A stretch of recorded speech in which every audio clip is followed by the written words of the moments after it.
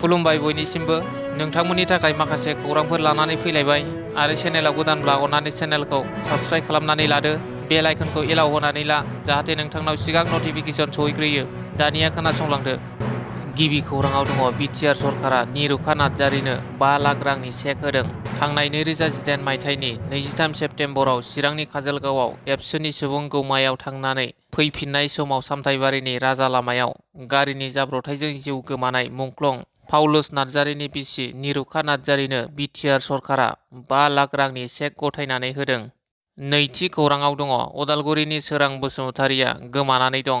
अदालगुरि जिल्ला हरिसिंगा पुलिस थानानि सिङाव थानाय सेनं गाग्रा थामहिनबा सोरां हादर गामिनि थागिबि बिफा महिन बसुमतारि आरो बिमा रेबिका बसुमतारिनि बयनिख्रुइबो उन्दैसिन फिसाज्ला सोरां बसुमतारिया थांनाय 23 जानुवारिनिफ्राय गोमाना दं होनना न'खरनि सुबुङा फोरमायदों।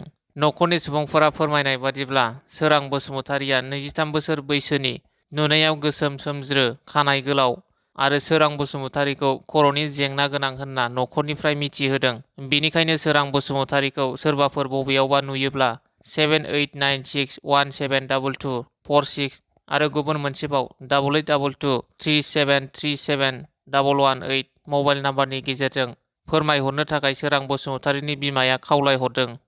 थामथि खौराङाव दङ गोबाव सम आसाम पुलिसनि डिजिपि महरै बिबान सामलायनाय जिपि सिंहखौ बिटिआरनि गाहाय खुंगिरि प्रमद बर'आ बिथांनि न'आव थांनानै लोगो हमनानै गोजोननाय मोननाय फोरमायनायजों लोगोसे बिथांखौ सिआरपिएफनि डाइरेक्टर जेनेरेल महरै बिबान सामलायनायनि गनायथि मोननायखौ हामलायथि होदों। ब्रैथि खौराङाव दङ माखासे गोनां डकुमेन्टफोरा गोमानानै दं।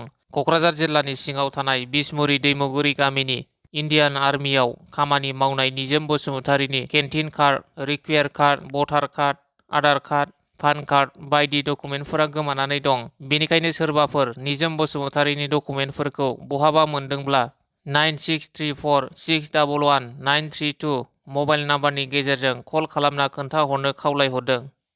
बाथि खौराङाव दङ तामुलपुर जिल्लानि सिङाव थानाय सोनाब नावखातानि बालाफारा, दक्षिण जारगाव, काहिबारि, कुजारफाम, बगरिबारि निजोरा गामियाव सुख्लाय दैमानि फारनैथिंबो 8 किल'मिटारसो ओनसोलाव हा खुरखानायखौ होबथानो थाखाय पार्ट फिननि खामानिखौ मैया जागायजेनो। दैनि खुरखानायखौ होबथानो थाखाय खामानिखौ आसाम आयेन आफादनि बुंथिगिरि बिस्वजित दैमारिया बेखेवना होयो।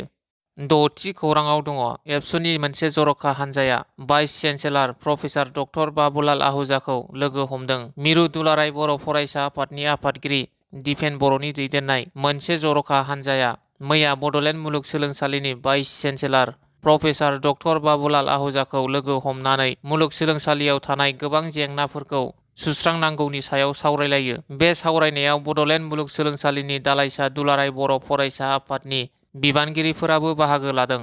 मख'जाथावदि मुलुगसोलोंसालियाव लांदां जानानै थानाय मोन 34 मासिफोराव थिसनथाइ होनायजों लोगोसे मुलुगसोलोंसालियाव थानाय गोबां जेंनाफोरखौ सुस्रांनांगौनि दाबि खालामनायखौबो फोरमायथिदों दुलाराय बर' फरायसा आफादनि जर'खा हान्जाया। स्निथि खौराङाव दङ 10 थाखोआव फरायनाय फरायसानि गिख्रंथाव जिउ खहा। इयारफन बाहायनायावनो गिख्रंथाव ट्रेननि जाब्रबथाया मैया फुंनि समाव जनाय मुरखंसेलेक रेलवे स्टेशननिफ्राय गोख्रैथिजों फैबाय थानाय गंसे ट्रेनजों 16 बोसोर बैसोनि 10 थाखोआव फरायनाय फरायसानि जिउ खहा जायो। मिथिनो मोननाय बादिब्ला जिउ गोमानाय फरायसाया खोमायाव मबाइल इयारफन सोनानै ट्रेन साइथिंआव जिरायना दंमोन। बे समावनो मुरखंसेलेक रेलवे स्टेशननिफ्राय गोख्रैथिजों फैनाय ट्रेना जिरायना थानाय 10 थाखोनि फरायसाजों सौग्रावफैयो आरो बे गिख्रंथाव जाब्रबथायजों फरायसाया जायगायावनो जिउ खहा जायो। मख'नो गोनांदि बे जिउ गोमानाय फरायसाखौ जनाय थेलेमजामजिं गामिनि रनिल दल होनना मिथिनो मोननाय जादों। लोगोसे जाथायनि उनाव रेलवे पुलिस आरो ओनसोलनि सुबुंफोरा सौहैयो आरो जिउ गोमानाय फरायसानि गोथै सह'खौ पस्टमर्टमनि थाखाय फाहामसालियाव दैथायहरो। 8थि खौराङाव दङ सामथाइबारिनिफ्राय गेलेमफु थांनाय 127C नेशनेल हाइवे लामाखौ लुफामफिननो अन्थाइ खाम्फा बेखेवबाय।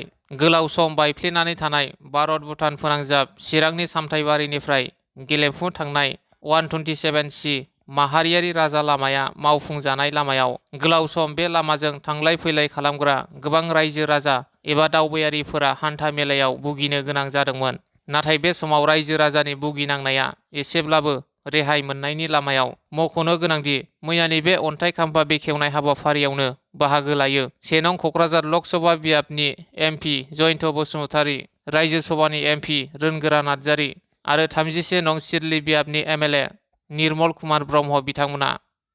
गुथि खौराङाव दङ गिबि खेब बड'लेण्ड गेलेमु आफादनि इन्टार डिस्ट्रिक्ट बुलुर बादायनाया थुंगेबाय। उदालगुरि जिल्लानि सिङाव थानाय बेरगाव बिष्णु राभा भवननि लांगोना फोथाराव बड'लेण्ड गेलेमु आफादनि मदद आरो बेरगाव जिल्ला गेलेमु आफादनि बानजायनायाव थांनाय 28 जानुवारिनिफ्राय जागायनाय इन्टार डिस्ट्रिक्ट बुलुर बादायनाया मैया जोबथा बुलुर गेलेनाय बादायनायखौ बेखेवना होयो। बिटिआरनि मावफुं सोद्रोमा दावबायसा बर' आरो बे हाबाफारियावनो बाहागो लायो बिटिसि गेलेमु आफादनि आफादगिरि लरेन्स इस्लारिया।